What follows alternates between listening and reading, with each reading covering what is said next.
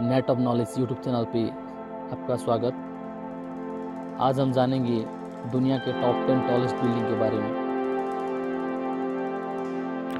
बुर्ज खलीफा, यह दुनिया की सबसे ऊंची इमारत है। यह दुबई में स्थित है। इस बिल्डिंग की ऊंचाई 2770 फीट है। इसका निर्माण कार्य 2010 में पूरा हुआ था। इस बिल्डिंग को बनाने के लिए 1.5 बिलियन US$ खर्च हुआ था।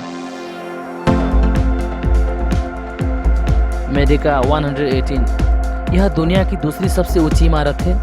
यह मलेशिया की कुआलालंपुर में है। इस बिल्डिंग की ऊंचाई 2227 फीट है। इसका निर्माण कार्य 2022 में पूरा हुआ था और इस बिल्डिंग को बनाने के लिए कुल खर्च हुआ था 1.5 बिलियन US$। शंघाई टावर, यह दुनिया की तीसरी सबसे ऊंची इमारत है। चाइना के शंघाई में यह इमारत स्थित है। इसका निर्माण कार्य 2014 में पूरा हुआ था। इस बिल्डिंग की ऊंचाई 2073 फीट है। इस बिल्डिंग को बनाने के लिए कुल 15.7 बिलियन चाइनीज येन खर्च हुआ था। अवरास अल वैद क्लॉक टावर, यह इमारत सऊदी अरबिया की मक्का में है। इसका निर्माण कार्य 2012 में पूरा हुआ था। इस बिल्डिंग की ऊंचाई 1972 फीट है। इस बिल्डिंग को बनाने के लिए 15 बिलियन US$ खर्च हुआ था। Ping and international finance centre, यह इमारत चाइना के शेंजेन में है। इसका निर्माण कार्य 2017 में पूरा हुआ था। इस इमारत की ऊंचाई 1965 फीट है। इस बिल्डिंग को बनाने के लिए 1.5 बिलियन US$ खर्च हुआ था। लोटी वॉल टावर, यह बिल्डिंग साउथ कोरिया की सोल में है।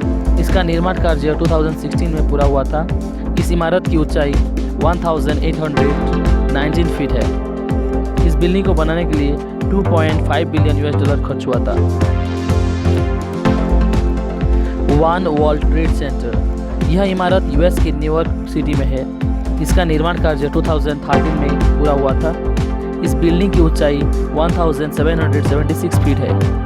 इस बिल्डिंग को बनाने के लिए 3.9 बिलियन US$ खर्च हुआ था।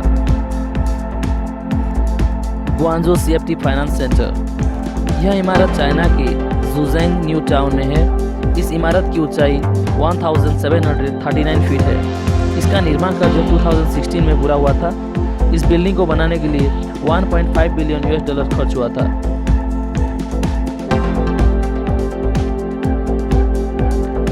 तानजिन CFT फाइनेंस सेंटर, यह इमारत चाइना की तानजिंग में है। इसका निर्माण कार्य 2019 में पूरा हुआ था। इस इमारत की ऊंचाई 1739 फीट है। इस बिल्डिंग को बनाने के लिए 1.2 बिलियन US$ खर्च हुआ था। चाइना जू, यह इमारत चाइना के बीजिंग में है। इसका निर्माण कार्य 2018 में पूरा हुआ था। इस इमारत की ऊंचाई 1731 फीट है। इस बिल्डिंग को बनाने के लिए 3.35 बिलियन US$ खर्च हुआ था।